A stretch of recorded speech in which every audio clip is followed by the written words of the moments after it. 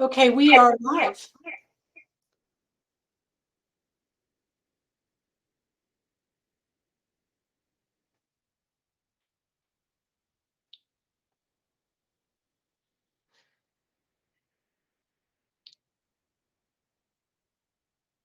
You want us to get started then? Okay. Yeah.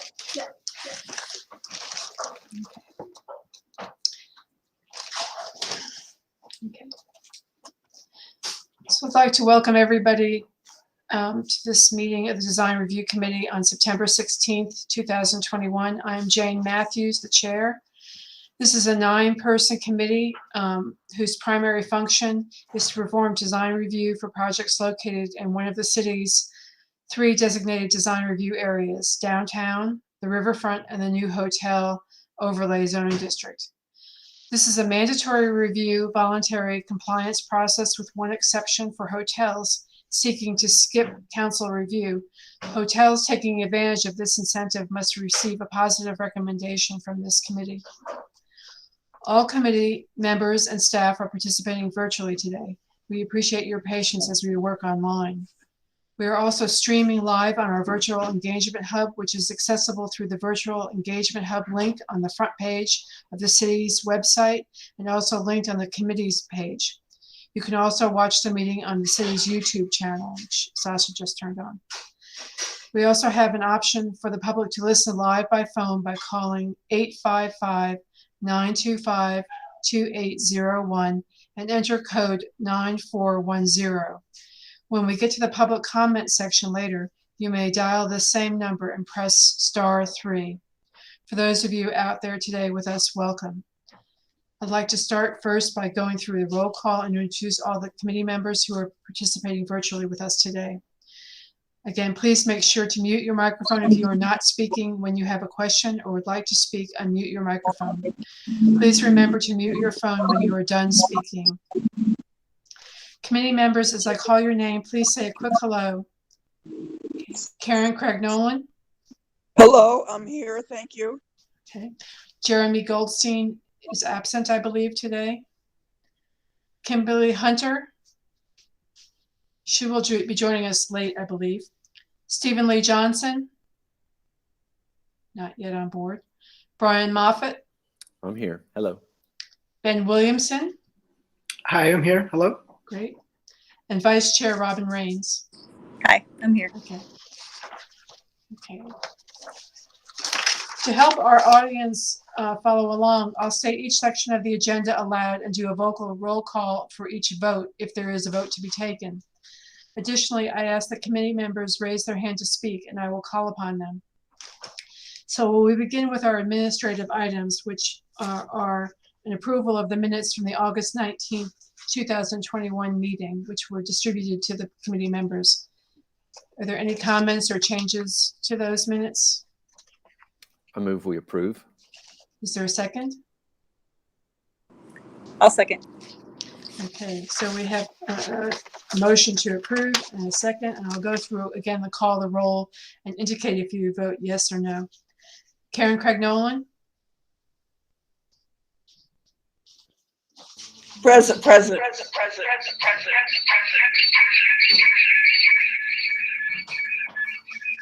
I'm getting a lot of feedback. I guess it's a vote on the minutes, Karen, so it's an aye or nay. I'm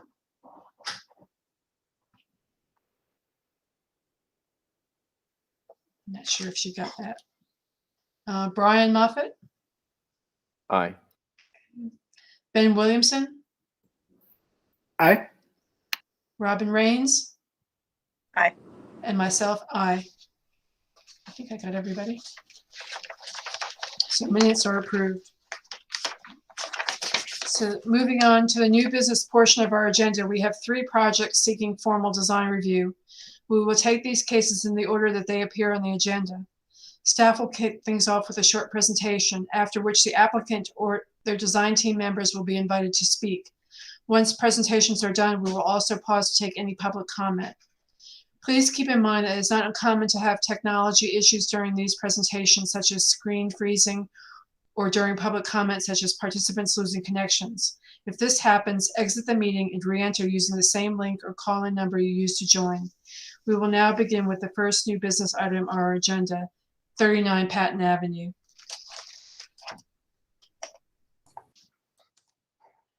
Thank you, Chair Matthews. So this is Sasha Vertinsky, the planner here today. Shannon Tuck is not here for the Yom Kippur holiday. So I will be talking a lot today, so I'll apologize and try not to talk too much. This is a project, a level 1 project at 39 Patton. It is, I'm going to skip down, and David, if you could admit people, because I can't see the screen.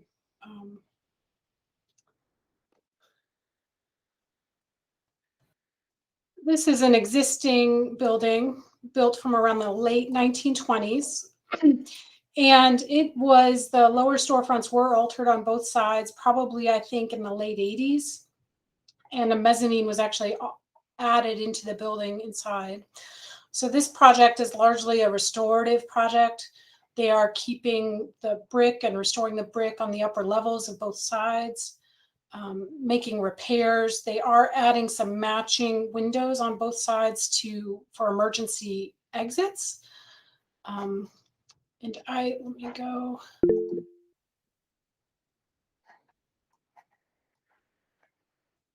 And I can't see the screen. So if somebody has a hand or a question, I won't be able to see it. So in this document, this page covers all the changes they're making to the existing facade.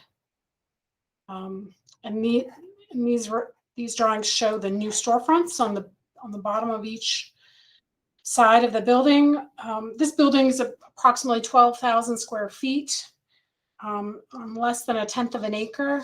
And after this review, it will go through a regular level 1 review process with DSD staff.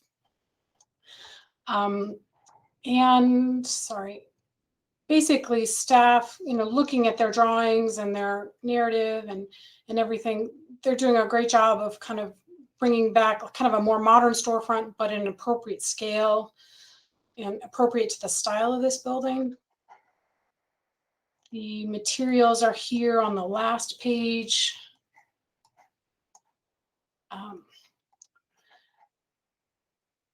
So it's showing, the existing bricks to remain. There's some additional limestone cladding, wood windows. The backside of the College Street side is a different style. It's more of a little bit of an industrial style, and so they have steel windows. And then here on the second page is really kind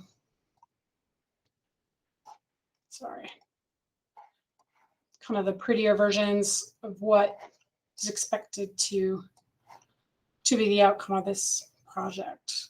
This project was reviewed by the Downtown Commission last Friday at their meeting, and there were no big comments. There were a couple questions around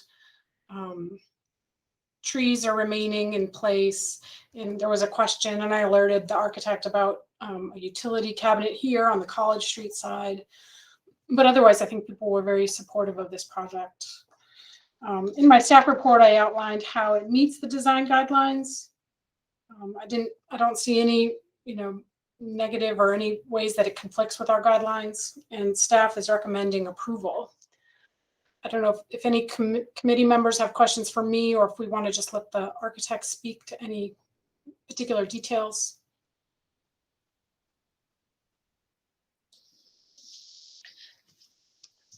Katie or Rob, would you like to make some comments?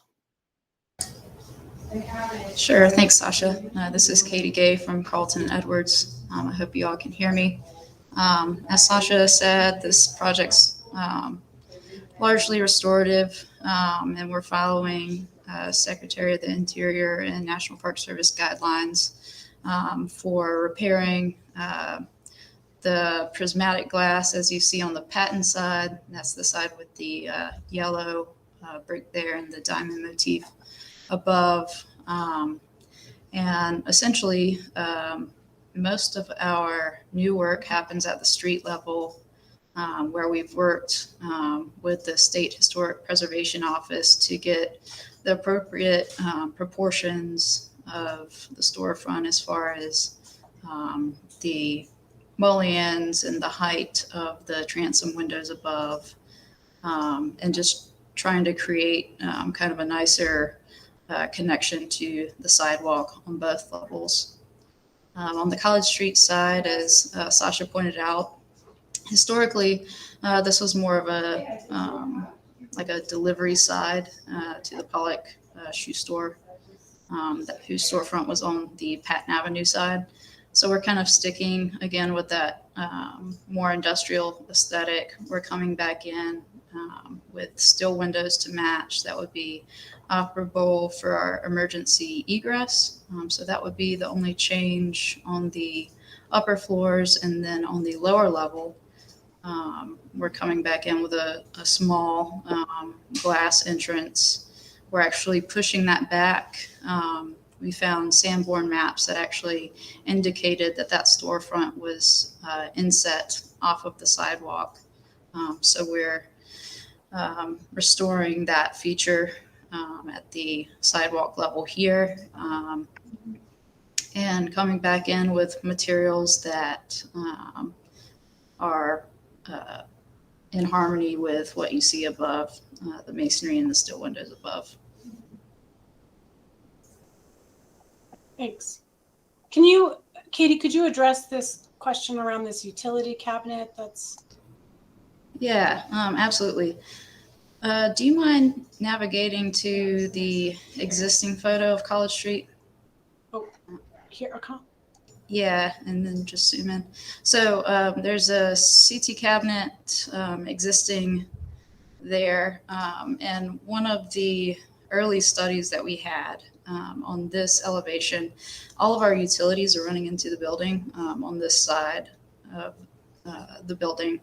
So, and we have limited facade to work with. So we are working with our MEP engineer and Duke Energy to actually put that cabinet there on the return wall. So in our proposed version, we would actually build out an alcove, which is shown in the plan, so that the service, it can be serviced from the exterior, but wouldn't be as apparent as it currently is. And then also would allow us space to get our new connection as we're sprinkling this building now. So that is a ongoing coordination point with Duke Energy. But here would be, this is where our proposal sits now, that we would actually put it on that return wall. So it's largely in a similar position as it was as far as the routing from that box. It just would not be as visible from the street side. So it's really behind this brick here. Exactly. Okay. That's great. I mean, I think that probably takes care of the concerns. So we have a question from Brian Moffett. Very Right. quickly, yeah, and yes, Sasha, I think I was one of the ones that asked that. That answers the question. I saw it in plan on these revised drawings. I have a question regarding this elevation with the metal panels. For key pedestrian streets, it's supposed to be 70% of the street level facade is windows, doors, other openings. Non-pedestrian, it's 50%. I kind of like the metal panels, but does that meet the intent of that requirement? Let me go to the existing, or to the. It's a good question. I don't think I fully understood that those. So these are not windows. Those are not windows. Those are metal panels. I think I didn't catch that. For some reason, I thought it was like it was, like frit glass or something like that. At least it read like that. It does in this image. I was reading that as like, obscure glass. So I was Right. a little confused. So what I think, and I won't be the reviewer for this, but I think you've caught something important here. So, Yay, me. yeah. So we do measure, and we've been doing this for like 10 years now, and it's a little crazy, but not crazy. It's just not written exactly like this in the code, but we measure ground floor fenestration by length. So we do like 70% by length. So we would take the full facade and do the length of windows. And so yeah, we would be if the current building, when you have an existing building that's not complying, let's just say it wasn't complying, and we have this new requirement, kind of our guiding rule is we can't make it less compliant. But it looks like today the building does comply. So you couldn't make it, you would have to maintain the 70% if that's what's out there today. Yeah, don't we allow that to be like obscure glass? It does. So, I mean, they've got like a Right. mail room basically and a mechanical room behind that. So they could make that like an obscure glass in lieu of the metal panels that they currently have shown. Is that correct? I think so, yeah. Okay. I mean, it has to be an actual window. Oh, and this is Brian Moffett, by the way. Thank you. I'm supposed to announce myself. Sorry. Yeah, and we have another question from Robin Rains. I know that we allow obscured glass, but I don't understand why. I mean, what's the difference in obscured glass and a metal panel? You can't see through either one. Or like a perforated panel or something like that. I don't know. I mean, the Muni Code just says, I think that's why we allow the glass. It says windows. Wait a minute, we're Windows, doors, or other doors, and other openings.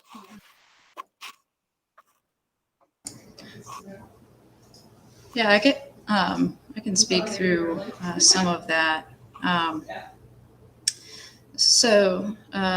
For I guess a few pieces of context. So currently, while we're upgrading the electrical service to the building, and the water is coming in underneath that storefront. Actually, it's like kind of in between those right two glass pieces. So we've actually located our mechanical room on that facade.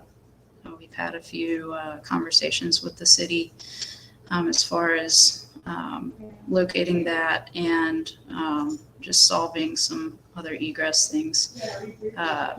So that's been what has informed the fenestrations at the street level here.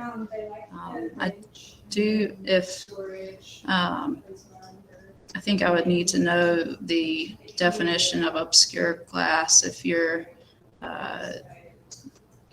meaning like a filmed glass or just not vision glass. It says glass may be tinted but shall not be reflective. I'm in under the Central Business District 7818 of the Muni Code.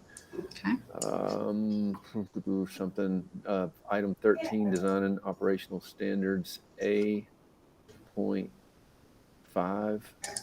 is the building fenestration section there. And I think because this is a code issue, this will be caught in your review. So, and this is kind of the downside of taking this through design review before going through the level 1 review with the DSD planners. So, I mean, this committee doesn't have the power to grant variances or anything like that. And that's a whole other process with, in downtown, it's P&Z that does variances and you have to prove a hardship. But we could make a motion that at leleast referenced that section for Sure. compliance, and that could be the city's determination whether it changes or not. Sure, absolutely. Yes. I mean, yeah. I don't want y'all to get too stuck on this. I mean, Yeah. you could include it in your motion as you're saying. So, and I have one question for Katie. I lived in this building for a while. I'm curious what you're doing with the third floor cross bracing, which is very visible from College Street. It doesn't show up in your renderings, but it shows up in the photos, both of the existing building and then on your steel window section. Yeah, so we're making fairly substantial structural improvements to the building. So in short, that cross bracing will be removed. Okay. I'm sure you've been to the very top floor where that cross bracing actually happens between multiple bays. So that was kind of problem number one to solve. So we're actually going to use our central stair tower and elevator core basically as our Lateral bracing. Exactly.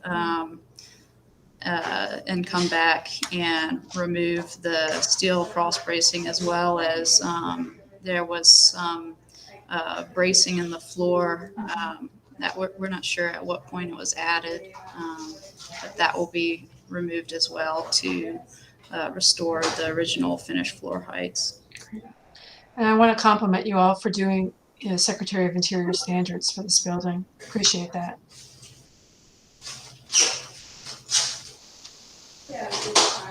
Are there any other comments from the commission members? Questions? If I'm ready not, to make a motion if you're. well, I don't know if there's any public comment, Sasha. Oh, yeah, sorry. There's no one currently in the queue for public comment. Thank you, David. Brian, if you'd like to make a motion. I would like to. I very much like this project. I move to recommend approval of the 39 Patton Avenue project as presented based on site plans, elevations, materials submitted, and discussions heard during this review. We find that the project meets the intent of the downtown design guidelines, but we would like to subject it to the following conditions. Number one, that they work with staff to meet the fenestration requirements of 70% of glass composed of windows, doors, and other openings on a key pedestrian street. Is there a second? A second. Thank you, Robin. Okay, I will call everyone's for a vote. Karen Craig Nolan. She's still with us? She may have gone. I saw Kim Hunter joined us. Kim? Aye. Okay. Brian Moffett? Aye. Ben Williamson? Aye. Robin Rains? Aye. And myself, aye. You have approval. Aye. Oh, Jane, thank can you you. hear me? I hear you now. Thank you, Karen. Okay. You Okay. have unanimous approval. I want to thank you all for bringing this to for our review, and wish you well. Okay. Thank you. I'd like to move on, I guess, then to the second item on our agenda, which is a review of 217 Hilliard Street. And again, ask Sasha for the presentation.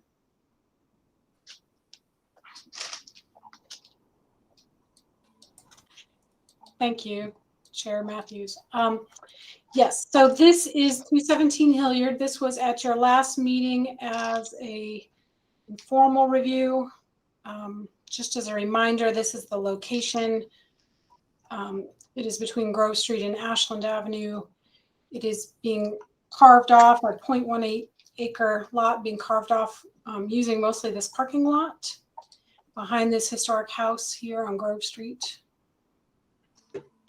This, and here are some street views.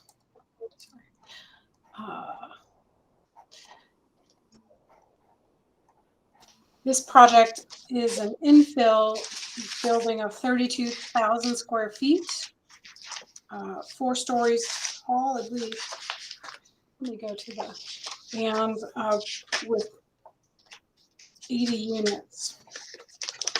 There's no parking associated with this project, but it is providing bicycle parking for approximately 58 bicycles. Let's see. Let me go through. It provided floor plans and, sorry, let me go. I'm going to go to the site plan just really quickly.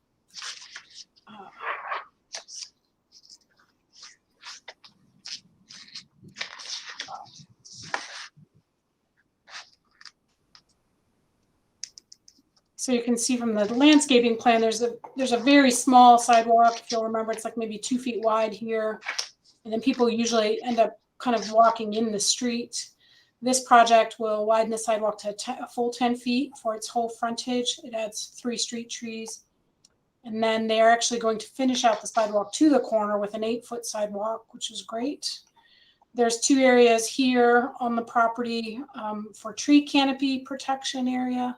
This project is required to have 10% of the lot for tree canopy, and they're providing 5%, and the other 5% will be taken care of through a fee in lieu. That is a new requirement for all of the city, depending on what district you're in and what conditions you're in.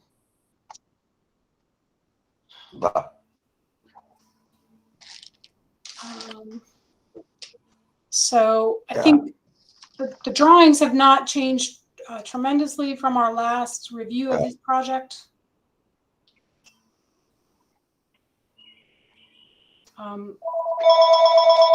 Somebody could mute. I'm not sure who that is. You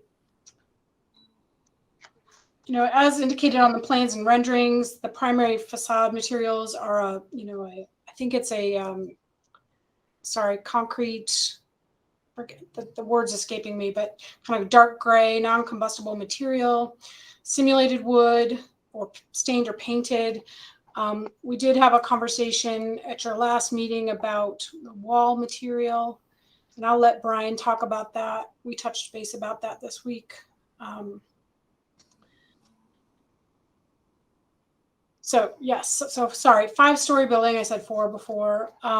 It meets all of our UDO, requirements for the most part. It's gone through TRC. I included the TRC report in the folder. We had a discussion at our last meeting about murals. Basically, what I found out was that we don't, and this is kind of what I thought, but we do not regulate murals on private buildings. We only take murals if they're going to be city-owned city-owned public art on public property, and that goes through the Public Art Board. And we actually don't even have guidelines for murals. I mean, I think generally speaking, we don't expect them to be kind of profane or, really objectionable. That might be an issue, but otherwise we don't have rules around that. And I did a little bit of research about other cities and what they do. And we could consider having some guidelines. I don't know that as a city, we want to really go too far down that rabbit hole and start trying to judge subjective art. So there's that. In your last discussion, you also talked about this fin up here above the deck, and I believe the owner wanted to keep that. In my staff report, I kind of outlined how it meets the design guidelines. The one thing I did notice after TRC review is that there is granite curb out here in Hilliard Avenue, and so staff generally tries to ask developers to, if they're changing the curb line, to reinstall that granite curb. But we don't require it. We have not changed an ordinance to actually require that. So we do ask if somebody's pulling up granite curb that it gets turned over to the city so that the city can use it in another part of downtown if you're not going to use it. Because I know it can be a little bit more expensive process and a higher skill level to set the granite curb, but it is a very long-lasting material, obviously. So Downtown Commission talked about this. One of the questions that came up was about noise dampening materials, and if maybe these, it might be appropriate for these apartments to be designed to have glass that's more dampening for noise. We are in downtown, and we kind of know what happens when people are living downtown, and we've got a lot of events going on. Yeah, so, and that's pretty much it. Madam Chair, I don't know if anybody's asked questions or. Yeah, Karen Craig Nolan has her hand raised with a question. I'm having trouble distinguishing between what a sign is and what that logo is on the side of the building and a mural. It looks to me like signage or promotional signage. And the other question is, how is it that we're not asking for any parking here? So for parking in downtown, we actually have no parking requirements in downtown except for hotels. And that's been a long-standing, we've had that since 1997. It's one way that we promote infill development in downtown. And I did some checking, especially this is a project, to my knowledge, is all affordable. All 80 units are supposed to be at 80% AMI or below. And structured parking is very expensive to provide. So I did do some checking, and the Buncombe County parking deck that's on Cox Avenue is approximately about a third of a mile away and offers monthly permits. And that would really be, if somebody had a car and they really needed to have a car, that would be the place to put your car. And that's been a long time practice of a lot of buildings downtown in the early revitalization, where the city did build decks and people got monthly parking permits. The city really isn't building decks these days, as of late. So, but I did check today, this morning, there were about 1,000 parking spaces open in city and county decks combined. So that would seem to, and there was 224 spaces in that Buncombe County deck this morning. So Kim also has her hand raised. Thank you.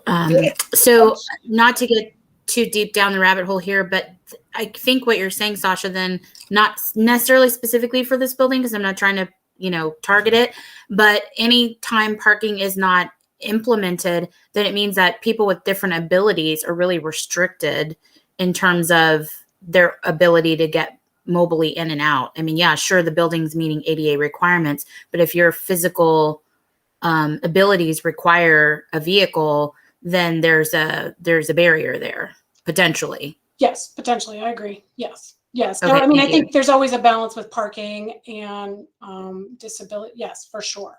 And so I'm not against all parking by any means, but I think we just have to, it's one of those issues we have to be careful about.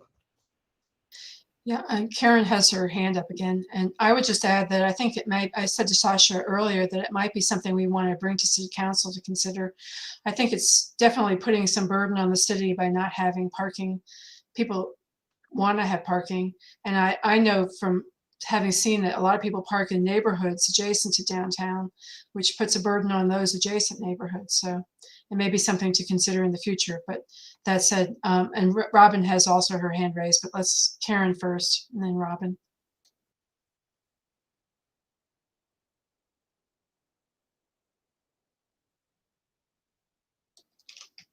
Karen, do you hear me? Go back and just get a response about the logo signage. Oh, mural sure. thing. Yes. Yes. Sorry. So any part of, and I don't have a ton of experience with sign ordinance, and this is the hard part of Shannon not being here. So like on this part of the wall where there is this logo, and that would count towards your sign allotment, and so would this on the front. But as long as the mural is not a part of your company logo and is not advertising like products, like if this was High Wire Brewing and there was a big logo of a giant High Wire can of beer or something, that would count towards your sign. But if the mural's, somewhat unrelated to the business or what's going on inside, then it doesn't count. So we would count the big N and the niche on Hilliard part, but the rest of it wouldn't count towards the sign. Is my understanding. And we will definitely review that when it comes back when it comes in for like that permitting part.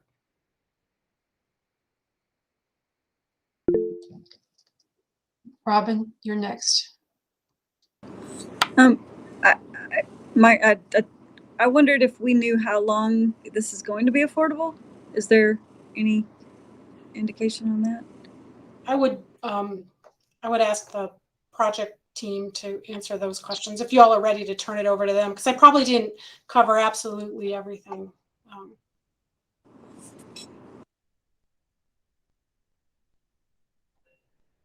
Would you like to do that, Chair? We have one more question from Brian Moffett. I don't know if he Okay. wants to wait or if he wants to ask his question now. I'll go ahead and ask the question so the design team can get into it. A couple more things, somewhat design related, that we got into at the Downtown Commission was regarding one, following best practices on the tree planting standards based on the discussions that the working group has been having regarding sharing basically soil between the trees. And the other is on site lighting.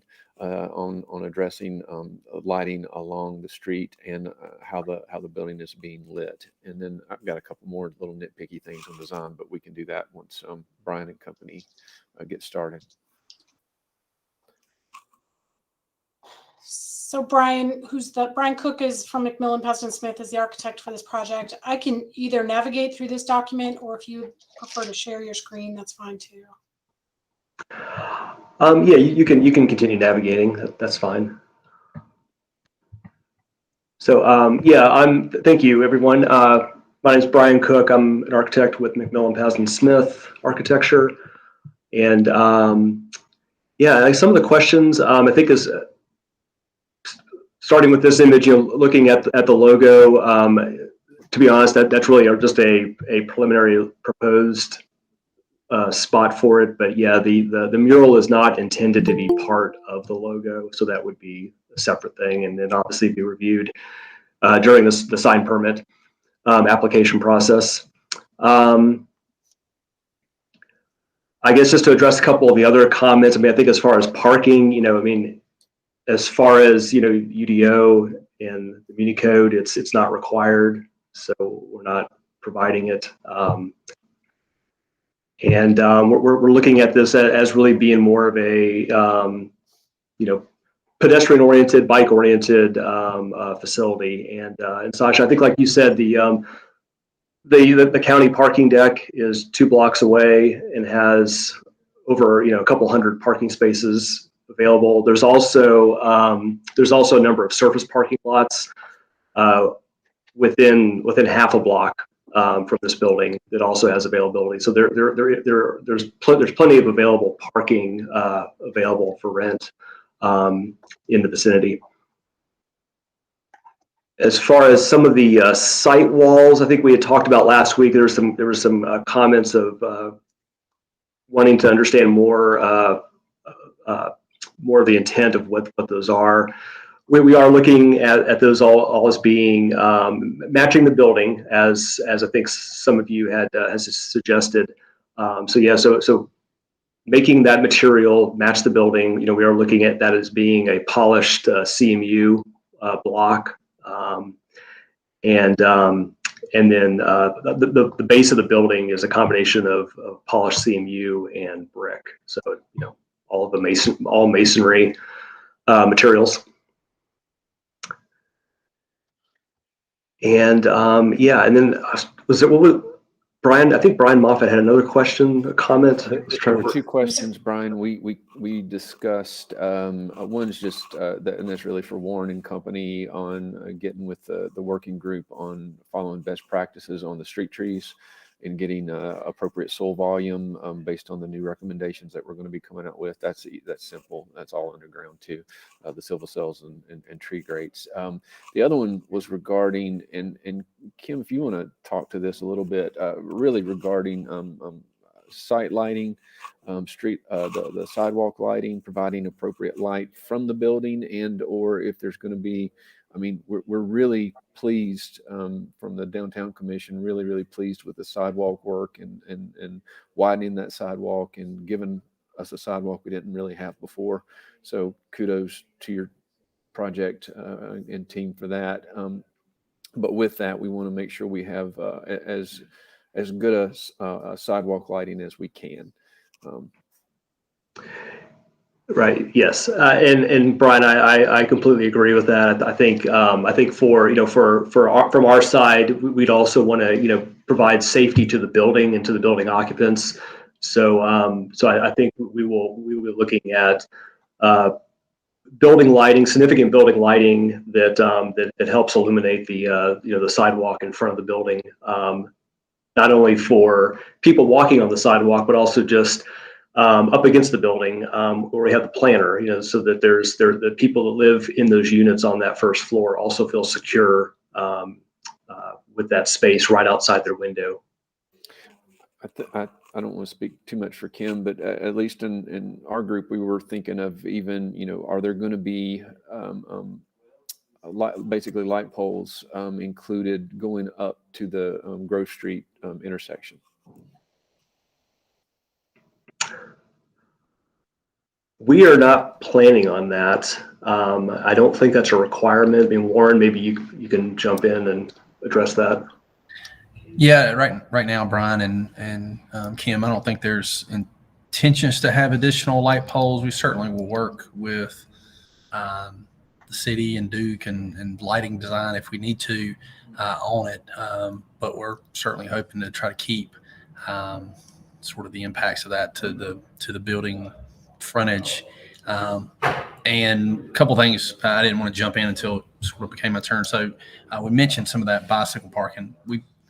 Brian, correct me, we're around 58 to maybe 60 bicycle parking spaces at this spot, in addition to we were talking about vehicles. Yeah. I just want to talk about bikes for a moment. Sure. Yeah, that's a number that is very preliminary. Once we get to what the actual product is of the bike racks, then we'll have a more solid number. But right now we're hovering around 50.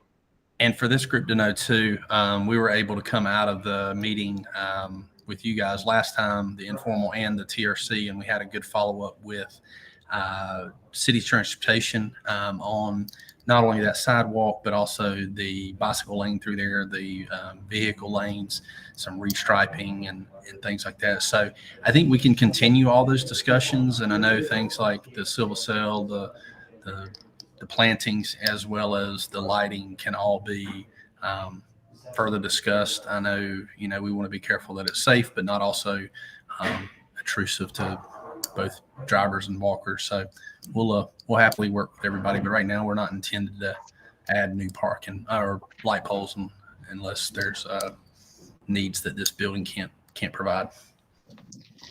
Brian, I don't know if you would be able to address the question that was raised by Robin on the affordability, the length of affordability. Yeah, I can't give a complete answer on this. Looking into the future, but I mean, as of right now, the intent of rent for these units meets or exceeds the 80% AMI, and this will be 100% of the units. Now, again, because that's based on the AMI as that comes out at different periods over years, I think it would be within that range, but I don't think we could guarantee that would change 5-10 years down the line. I know Kim had a question.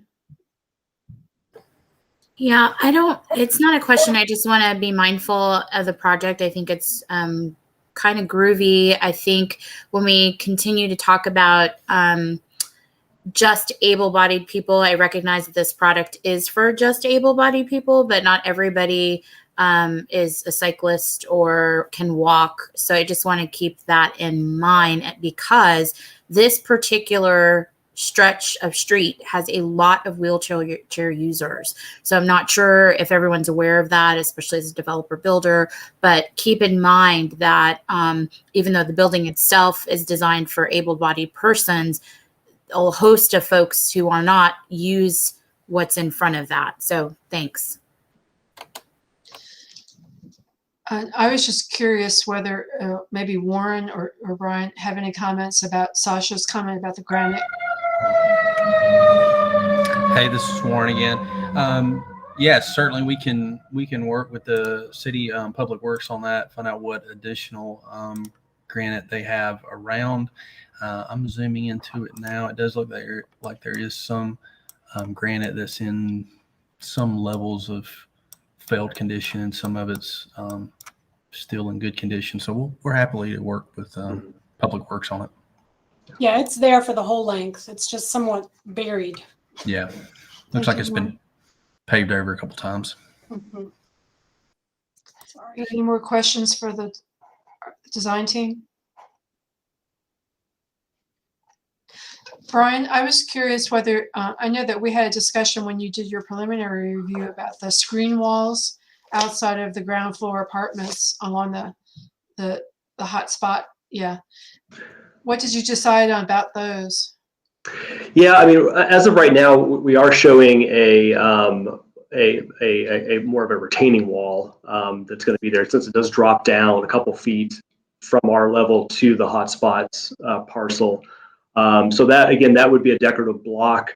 A solid As block far wall? yeah, but we're still kind of going back and forth as to whether, you know, we'd want to put some sort of screening, more privacy screening, you know, for those units below. And again, if we go that route, it would be more of a decorative perforated screening panel. Thank you. Brian, you have a question? I want to nitpick just a couple quick things if I can.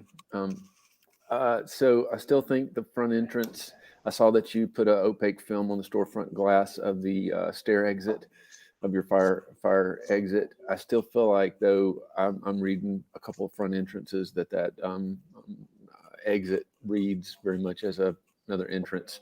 And considering it's kind of the one that you hit first as you walk from downtown, I just feel like that needs to be de-emphasized. And then or that front entrance, the main entrance, needs to be better emphasized. And I'm still not sold on your wing. Sorry. It's just I want to either see it more, and I want to see it, you know, be something else. I don't know. It still feels like it's kind of tacked on up there. Well, I'll like it. Yeah. I appreciate it. Yeah, I mean, as far as addressing the entry pieces, I mean, even though, yes, at the bottom of the hill that is an entry into the stairwell, it's also, I mean, it's mostly an exit, but it could also be an entry for residents. My feeling with this building is that there is no public commercial or retail space, so the people that are activating or that are using the building are residents, so they're familiar with where the entry is and where the exit is. So I don't feel that there needs to be for this building in particular as strong of a entry designation other than what we have. Let me respond to that real quick, because that's a great segue for us as the design review committee. So folks, we're not just reviewing this building for its current function. Buildings change function through the years. And this building is going to be a 100-year building, we hope, sitting in Asheville. And so it could undergo a variety of uses in its lifespan. Like we just reviewed one that's been, I don't know how many different uses. I know lots of people that have been at 39 Patton at different phases of its existence. So when we talk about design organization and when we talk about these design, we're trying to do good design that is not just for this use. And so that's one of the things that we're addressing. So I agree with Brian that for the current use, that is true and that is correct. But, you know, in the future, 20, 25, 30, 40, 50 years from now, when it changes, you know, that might not apply anymore. Anyway, I'll quit harping on. Are there any other comments or questions for the development team? If not, is there anyone? Oh, Kim. Oh, Kim agrees with Brian. So if anybody would like to make a motion. I can do that. Give me a second. Thank you, Brian. So we've reviewed this according to the design review guidelines.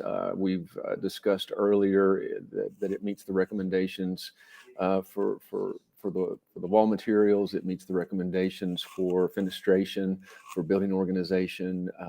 They've done a really good job, I think, in expanding pedestrian access and working on pedestrian access for the sidewalks. We understand that we are not at this time reviewing the mural or the signage in the building. We're just reviewing the building as it's presented. And so with that, I would like to move to recommend approval of the 217 Hilliard Avenue project as presented based on site plans, elevations, and materials submitted and the discussions heard during this review. We find that the project meets the intent of the downtown design guidelines, subject to the following conditions. One, that they work with the tree planting working group to meet best practices for the street trees. Two, that they preserve the existing granite curb as much as possible. I think that was it, wasn't it, Jane? That's so, all yeah. I wrote down. Okay. Yeah. Is there a second to that motion? I'll second. A second from Robin Rains. Okay, I'll do a roll call vote. And just indicate yes, aye, or nay. Karen Craig Nolan. Aye, but I have to say I'm a little confused about how it's affordable housing, but we don't know for how long. Or did I misunderstand that? I think that was what Brian was saying, is that he does not know. I don't know if the city has to know for approval. No, we don't. I think. Hi, because we don't require- this is the developer. I can just address this briefly if you'd like. Sure, David, go ahead. Hi, this is David Moritz. I'm one of the developers. So we, as developers, see a need for housing that's reasonably priced in Asheville. We're building this project to help address that issue by providing reasonably priced units, and we think we can address that by making this project. However, this, just to be clear, this is going to be a market rate project.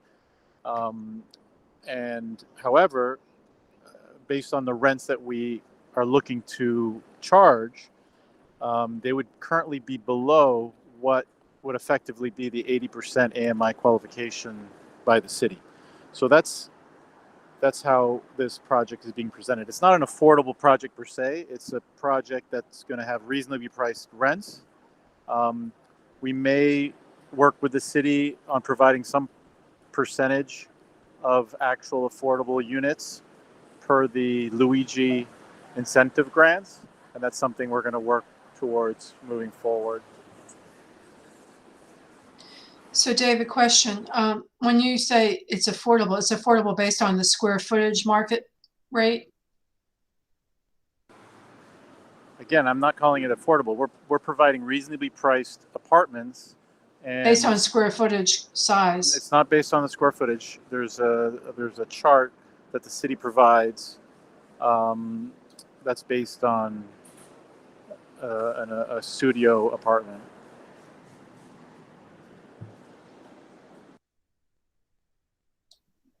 Yeah, I think it's based on the rent of a studio apartments, and It doesn't give a size of a studio or what's defined as a studio? Because these are tiny. These are 200 square feet. That's like a room in my house, you know? So I'm just curious, what defines a studio? I'm sorry, I missed that part. What defines a studio under the city's rules? I'm just curious. Do you know, Sasha? I don't know. I mean, I guess the one thing I would just say about this is that we don't have affordable housing requirements. If they choose to pursue a land use incentive grant, or Luigi, then usually those agreements for those affordable units are for 20 years. We usually, we've got, if we're putting money into something, then we've got requirements over it. Otherwise, we have no requirements. I'll just say that. Okay. Does that help, Robin? Answer, shaking your head. Okay. All right, thank you all. I appreciate your comments and information. And I've lost track of where I was on the vote. Karen said aye. Okay. Kim, Nay. Brian, Aye. Ben, are you still with us? Yeah, I'm here. I'm voting aye. Okay. Robin? Aye. Okay. And I'll vote aye. So it's approved. Are there any, I realized I did that before I took public comment. Were there any public comments? I'm sorry, Sasha. There's no one in the queue for public comment on Thank the you, side. David. You can always, David, you can, And I would, if there's somebody that's waiting, I will interject if necessary. okay, great. I appreciate that. We Thanks. did receive one email public comment. Was it for Right, this about one? parking. Yeah, And it was regarding the parking, but we Right. addressed that in our meeting. yeah. And we really don't have purview, which is kind of the issue with that. So Can I just make a comment, Jane? sure, Karen, go ahead. You know, we have so little to dig our teeth into with the design review, and there's guidelines that we have from the city, and the applicants have to bring so little definite information to us. It's feels a little dicey approving things that we really don't know what the end product is so much. In this case, are you talking about the affordable housing or the final design? Kind of both. Sasha, do you want to address that? And in terms of the design, are you talking about the mural, or is there a particular part of the design? It seems to me that the design review guidelines need to be filled out. And I think that's been a common request from the design review committee. And then when we get to the event of approving these things, really nothing is pinned down. It's, we don't really know what the mural is going to look like. And I don't know. It just doesn't seem like we have a lot of facts to approve or disapprove. And we're going on faith. I mean, I went into this project thinking that it was an affordable project. I don't know, where did I get that? Probably me, and I was under the impression that it was, and maybe that is my mistake, but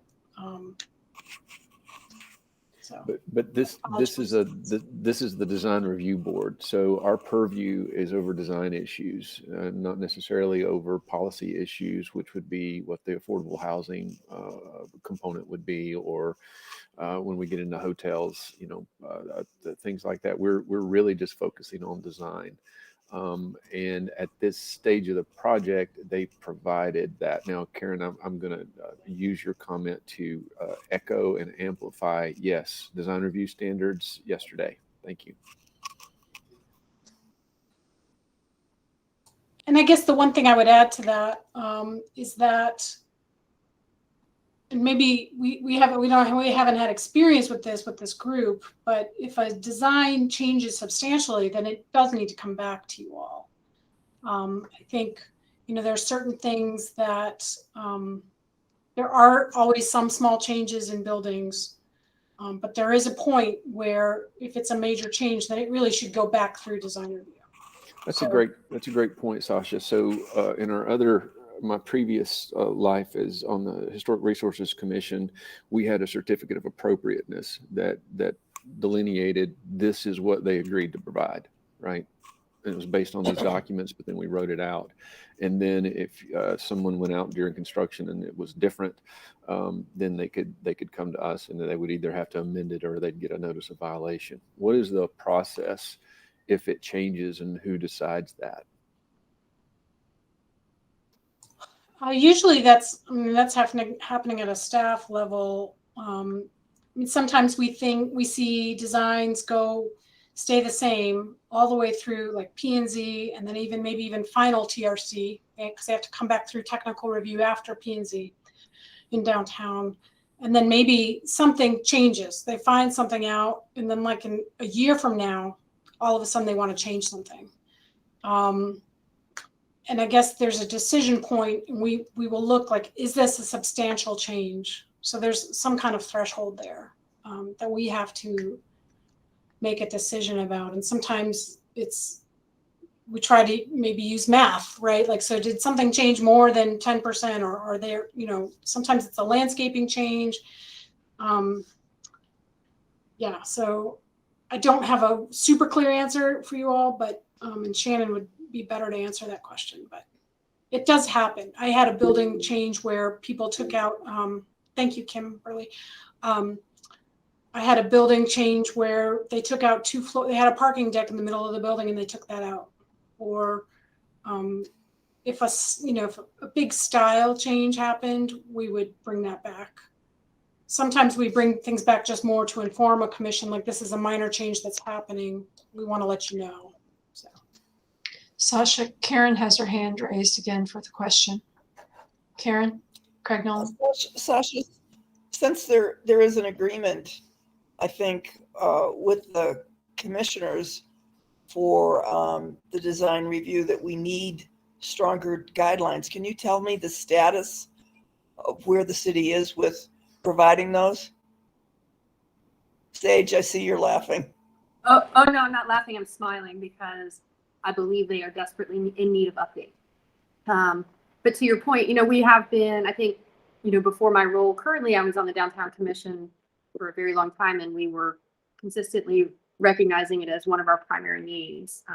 And I continue to echo that to my fellow councilwoman and city staff as we talk about budgets. Didn't make it this year, maybe next year.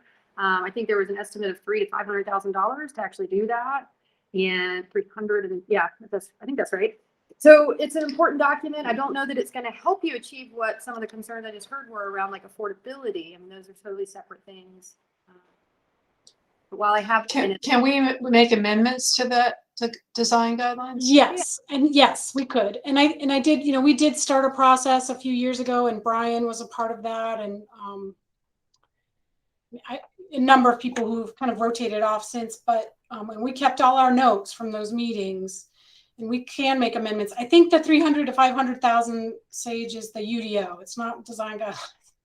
I don't think staff. Well, I guess that was coming from Todd. That was to do the riverfront and this downtown at once. But maybe that, those numbers are floating guesses. I think that's the UDO. I'd apply if it were that much. Yeah. But yes, we could make amendments, and we could definitely, sometimes I look at them and I think, gosh, if I could just take 3 days and we could just do a charrette almost and look like, let's just workshop, like, what are the major problems here?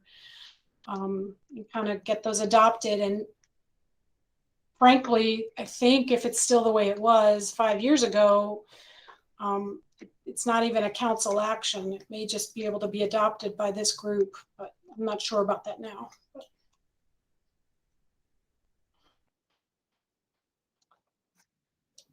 Okay. We can come back with you with a better update next month. I can add that too. Okay. We have one more project on our list for today. It's 61 Biltmore Avenue. Yes. Thank you, Sasha. Okay.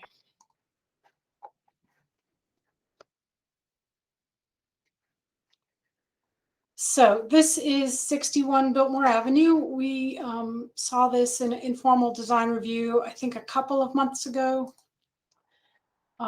This project is on just under an acre. This project was planned for a number of years ago and was a part of the conditional zoning that happened with the Aloft project at City Council. It's a new 8-story, 46,600 square foot building, condominium addition. So, there's different condos really on this property. There's the parking deck that the city owns, there's the Aloft Hotel, and then there's this hotel. So it would contain 115 new rooms plus a lobby and amenity space. Shannon is the planner and she couldn't be here today. But she's found that the project does comply with all the UDO requirements, including the 50% of having a storefront when you combined with all the other uses in the building. And there have been a couple of changes to this building since you've seen it. And if I don't do a good job, I will ask Buck Lindsay, the architect, to cover that. Really briefly, I will say, just starting from the site plan, the idea here is to close this driveway on Biltmore, which is an alley. This is a I'm not gonna say it's a private alley, but it's publicly accessible. The city doesn't maintain it, to my knowledge. So there would be a new curb here. So this would be a pedestrian way through the block, which is great because we have such long blocks in some parts of our downtown. They are requesting a new loading zone, and this would actually be to help the wine store here. And I guess this is 67 Biltmore, because they would be losing the loading capability here on this back alley. I mean, and that is a pedestrian improvement to have less driveways along Biltmore. There is also staff and the team are exploring putting these street trees into this island here. It's not really an island, but this extension. We don't have a definite answer yet if that can happen. This Biltmore is a DOT street. And then there's also this 5-foot wide concrete sidewalk, which is kind of an exit for this elevator here. I don't know if this is, I don't have the thing pulled up, but sorry. There is an elevator here in this corner of this, and that would be an exit there. Also, another update since you saw this for your informal review was that they've changed the colors slightly of the building and made it a little bit of a darker gray, which does help differentiate this building from the rest of the Aloft building. Staff thinks this is an appropriate response. They've provided a materials board that was in your folder. And sorry, let me go through. So they've provided perspectives.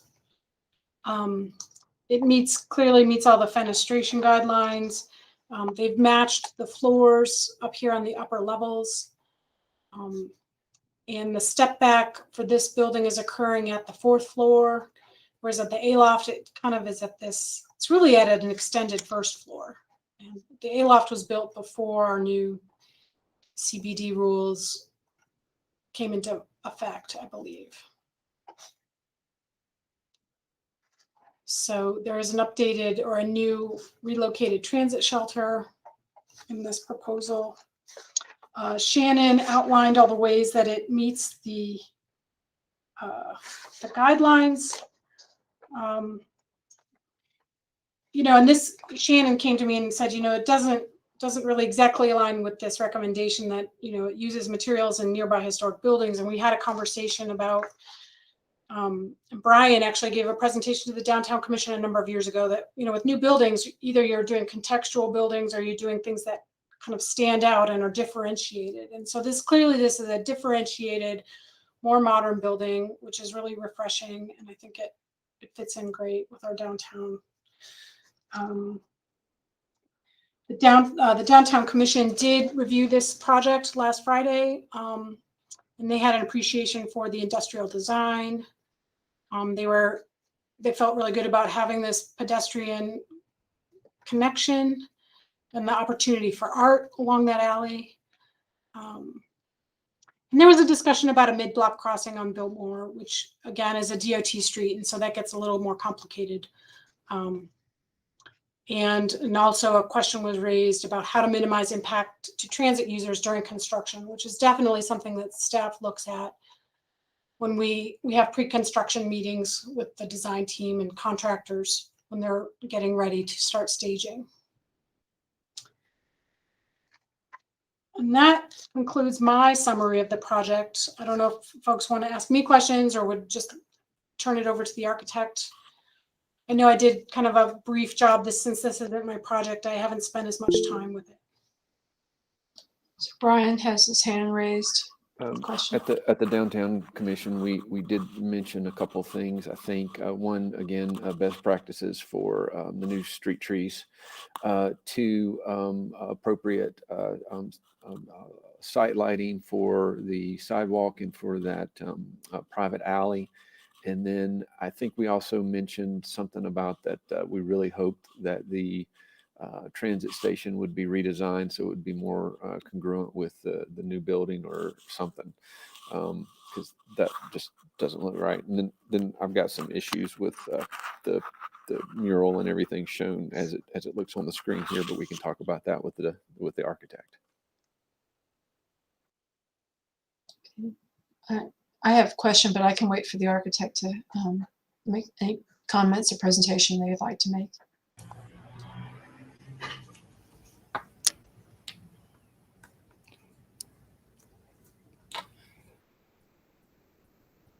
Yeah, go ahead, Buck, if you want to. Okay, thank you. Well, at the last informal meeting, we did receive positive feedback about our design concept, and we were happy to hear that. We also have a number of stakeholders in this project who have and want to say a lot about what we're doing, not the least of which is the franchise organization, Marriott. Marriott is very positive about where we are from a design point of view right now. Concerning the mural, this is a placeholder. On the other end of the Loft Hotel, there is also a mural that was the subject of a competition sponsored by the developer. And we're envisioning a more developed process to determine what we're going to do at this end of the building. But this is a placeholder to show we do want to use a mural to build life and activity to that otherwise blank wall of the building. At the last meeting, suggestion was also made that we needed to use the hardscape patterns of sidewalk treatment that are common to the city standards, and we do intend to do that. This particular illustration doesn't show the landscape zone that's actually up against the street, which would include trees. This elevation shot was produced purely to show the color differentiation. And we've had a kind of a universal consensus that darker colors are better for the presentation of the building, not only in differentiating it from the adjacent hotel, the Aloft, but in terms of it standing alone on its own character. We do have this industrial look. We're envisioning steel columns that would be painted, so it is going to look like 1920 industrial type construction with steel window wall systems.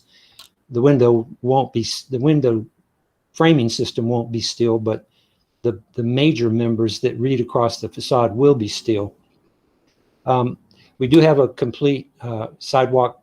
We have a cafe that fronts completely onto the sidewalk, and we will have opening areas where the storefront will open up and allow the sidewalk to be a part of the inside of the building. Those will have knee walls along the face, so pedestrians can't walk in anywhere they want. They would come through the front vestibule entrance. There's an opening on this side, closest to where our view, and on the opposite side of the canopy. Sure.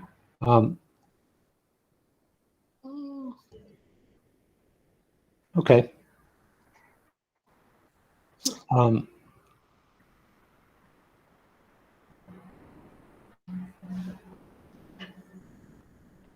Yeah, here, one more down, Shannon. Yeah. Still one more down, one Okay. floor lower. That went up. I'm sorry. Like, one more floor down. You mean? Yeah, there we are. Sorry. So we have this vestibule with a recessed set of doors so that they don't swing onto the sidewalk. And then on either side, we have glazing systems that would be operable and able to open so that you've got airflow. The inside and the outside are connected more in that regard. The inside lobby area would have a coffee shop / bar area. And this is also in the branding of this hotel, as guests come in and actually register at the bar, or they carry their cell phone and have pre-registered. and can access directly into the upper levels of the hotel here. There is an extension of the lobby area on the next floor above, where the public areas of the hotel are available to guests for use for more private meetings. That's this level. We have this opening that connects these two floors, but this will be an important part of the public space. The hotel also fully open to the street out to the front. This shows the canopy that will cover the part of the sidewalk, which will take an encroachment petition, which we intend to submit. All of our public areas are on the top floor, so one of these elevators will open onto this pedestrian alley so that guests who want to go to the top floor don't have to come through the hotel and compete with other guests for the access to the upper parts of the building, but instead they can come all the way up to the top floor where our rooftop bar and restaurant is to be located. This will be a third-party concept, not a branded Marriott concept, but something special that is going to be defined both in terms of menu and physical setup to fit this particular location. The rear terrace, that this whole backside of the rooftop area opens up. All these windows become operable so that the outside and the inside become very connected and homogeneous. This part's the outside where we do have a trellis and probably some sort of a decorative element of either a fountain or a fire pit or some sort of outside terrace feature that can embellish this space. Kitchen, toilets, all the rest of this is coming together nicely. I think Sasha outlined everything that we have in mind, and it was portrayed accurately, and we're hoping to move forward quickly with this one. Thank you. So Buck, this is Jane Matthews. I have one question just to confirm. You're saying that you're doing your sidewalks to current city standards and not extending the sidewalks that are in front of the A-loft, that pattern, which is to me, very hard to walk on. At the last meeting, that was made clear, and at the time we were not aware of that city standard. We are now, and we intend to comply with the city standard. Great, thank you. I think that would be great. It'd be great if you could improve in front of the A-loft too. It's a tripping hazard as it is right now. And I'm not sure if it even meets ADA. But. Brian, you have a question or a comment? Couple things. I'm not sure if I can even, yeah, I can see them. So there's these little diagonal privacy walls kind of right up in there. I see them even better on this image that you just did on the upper area. Yeah, what are those? Well, each of those window systems between the privacy walls are different guest rooms. Right. So the guests can come out onto this terrace area looking out over the street. And there's a desire to have some privacy between the adjacent rooms because different guests might have different needs for privacy or might be doing activities that others don't want to be a part of. The function. What is the material? Oh, it would be an opaque glazing system. Okay, so it's going to be in the same language of the other items that you have there. It would just be opaque instead of translucent. Correct. All right. And I heard you say you're pursuing an encroachment permit for the new canopy and that little podium or whatever to access the service elevator on the side. I would leave it right there, Sasha, right now, if you don't mind. That this edge of the building is just not as well developed, I guess. All the design energy has been on the facade, really. And when you turn the corner and wrap around, and what I see in that alley, it's just kind of a blank wall. I mean, it just, I don't know. It's like you just stopped designing there and you drew some horizontal lines to connect everything and slapped some different colors on it and called it a day. Is there any way to get, I realize that that's, elevators and things like that, but the facade itself just seems incredibly blank.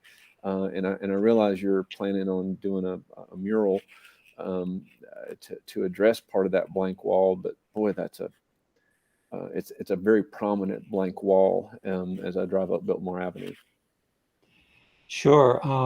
Well, keep in mind there is a building in the foreground of this picture that would conceal the lower 15 or 20 feet of this part of the facade. Yeah. And you're right. This is the location of our elevators. There might be a possibility of having glass openings on the elevators. That's a kind of a premium elevator treatment, but not out of the question, which would allow glazing here. But this building is probably altogether above 70% transparent glazing. Having a break of solid wall surface is not all bad, just to give it some substance, give it some. I'm not opposing opaque wall materials. I'm saying that this just seems like a particularly undesigned opaque wall. I guess, Brian, maybe because maybe it's now a major pedestrian path? Is that why you're thinking that? Yeah. Partly, it just, I mean, the loft has a lot of opaque wall as well, you know, especially as you go around the other side. It just doesn't seem like it's, I don't know if there's a way to pull some of the detailing that you've done on the front, not necessarily the glass, kind of around that corner. I realize you're up against your property line. It's a very flat wall. There's very little going on. There's no relief in the materials. It just seems less designed than your front facade. You know, a thought occurs to me as you're discussing this. We have these bands which can be articulated with vertical striation, alternating band sections, so that you do start to get some texture and some feel to those surfaces. Yeah. You see kind of what I'm saying. I mean, that's just such a prominent piece. I realize that there, you know, I mean, 50 years from now, there'll probably be a building in front of this. But I really see this piece a lot coming up Biltmore Avenue. I walk in this area all the time, and it just feels like that part of the building, that corner of the building especially, could use you know, some kind of articulation, even in an opaque wall, to express what's going on in the building organization. We're very open to that suggestion. I like it.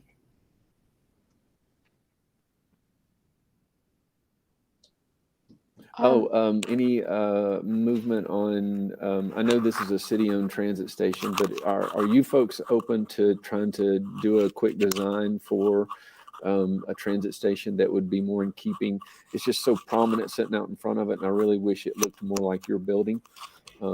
Yes, the developer for the project asked for that, made that suggestion way early in the project, and yes, the door is wide open for improving that transit station. Sasha, we had a request from Eric Rowan to speak, but this is just time for the commission members, and I don't know if that's an applicant or not. He's a part of the applicant team. Yes. I was just going to clarify to Brian that those dividers, they actually are supposed to be translucent. If you go down and look at the AC Hotel, we have very similar designers, and Buck designed those as well, because we're trying to make those balconies open and airy, but still allow a little bit of privacy. That's all. Thank you, Eric.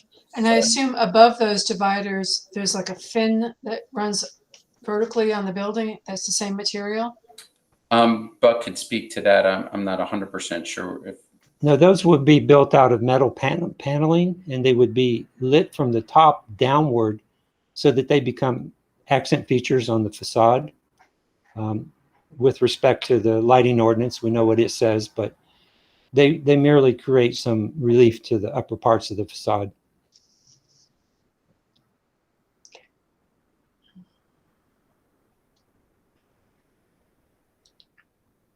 Are there any other questions or comments from the commission?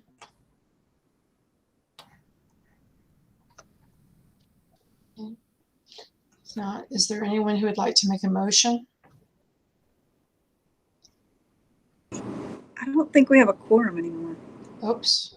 Thank you, Robin. That may be the case. Is Kimberly back? I know She's gone. She's left, and so has Ben. Oh, man. Yeah. Advice, Sasha. I'm not a lawyer, but without a quorum, I don't know that you can vote on it. Yeah. You know, and frankly, I will say that given that this is a hotel and that your positive vote is required to move forward, I was wondering about this this whole discussion that just took place about the wall and Mr. Lindsay being very like, yes, we can do that. It seems like you all would want to see that before, because when it goes to P&Z, then it gets kind of that's the final stamp of approval for entitlement sake. What's their schedule? I believe this is on schedule to be at P&Z on October 6th. So we don't have another meeting before then, correct? Yeah. No.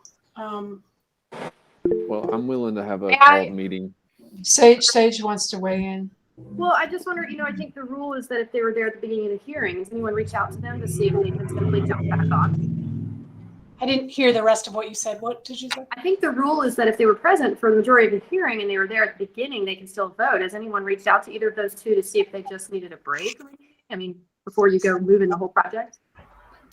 Ben said he had another meeting. I thought Kimmy said she was stepping away for 10 minutes and would be back. Right. Yeah. So I thought She came back and then she said she was gone again. If you look at the notes. I see it. Might it be possible to poll the present members and poll the absent members separately? No, we have to do it, and it needs to be a public meeting. Sasha, I'm willing to do a could, called meeting. I think we could. So here's what I'll say. I think what we could do is we could, if the DRC members were willing, to have another meeting, say maybe early next week, and we could be very short, just to review, and take the vote. We put our legal ad, and hopefully Shannon won't kill me when she comes back, but we do our legal ad next week. And wait, let me look at my calendar. I think that's possible. We could do a short public meeting next week with appropriate notice. Y'all could vote with a quorum. We could keep it short, and we could keep them on schedule. Let me just look really quickly. I guess the first question is, are the members willing? I heard Brian saying he was willing to do that. It may just depend on the day because my calendar is already filling up for next week. Okay. It could be a 10-minute meeting, y'all. Yeah, but I may be on the road or something. Okay. I mean, I can make a motion right now. We can suspend it. We can read the motion and then just have everybody call in. We log on for 5-10 minutes and say aye. Can I interrupt real quick? Kimberly just called. She's going to hop back on. Okay. Thank you, Sage. Is that still good? Is that still enough? That's not enough, though, is it? We now have 5, do we? Karen's still here. Is she? Mm-hmm.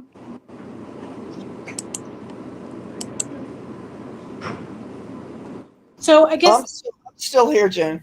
All right. Yeah, thank you, Karen. So while we're waiting for Kimberly to come back, I guess the question is for me as a staff person, with this idea of making this change along the alley that you've talked about, how do we handle that?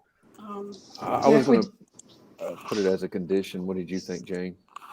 Either that, or if we come back with a short meeting, if Mr. Lindsay can bring us something by then. Well, so. I mean, I guess you could do it as a condition and have them come back to another meeting, but let them keep going forward. That was my hope. That's fine with me too. Kim is back. Thank you, Kim, for coming Yeah, back. guys, I'm driving, and so it's kind of unsafe. So if you can get my vote and I can jump off, that'd be great. I'm going to make the motion real fast, Kimmy. Okay. We'll get your aye first. All right, ready, set, go. I move to recommend approval of the 61 Biltmore Building Addition project as presented based on the site plans, elevations, and materials submitted and the discussions heard during this review. We find that the project meets the intent of the downtown design guidelines, subject to the following conditions: that the applicant review the southern elevation at the corner of the private alley in Biltmore Avenue, that the applicant review the best practices of the tree planting guidelines, and that the applicant appropriately address site lighting. You're muted, Jane. Sorry. Thank you. Is there a second to that motion? I'll second. Thank you, Robin. Okay, I'll just call the roll for a vote. Aye or nay. Kim? Aye. Okay. Karen Craig-Knowlton? Aye. Karen, are you there? She Yeah, said She aye. said aye. Oh, I'm sorry. I didn't hear it. Thank you. Brian Moffett? Aye. Robin Rains? Aye. And I guess Ben is gone. So myself, aye. So, Mr. Lindsay, thank you. Thank you all. Thank you. And I think staff will work with the applicant to bring back some more detail on those drawings.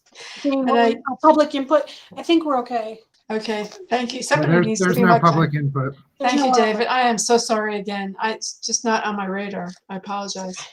Without having faces in front of me. Well, that's all we have for today. I know we have at least one informal review for next month, but and there's several other projects waiting in the wings. But Jane and Robin, I should work with you in the next few weeks just to go over agenda stuff, and I need to do a better job with that. Okay. We'll talk. Well, I appreciate all your help today, especially. And since we have no other business, if we could have a motion, I guess, to adjourn. Brian, we you adjourn. motion man today. Second? I'll second it. Okay. You're a team. All those in favor, just indicate by saying aye.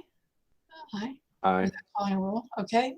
Thank you all today. Thank you all for those who joined and appreciate and presented. Appreciate it, and see you all soon. Thank you, everyone. Thank you, Sasha. Thank you.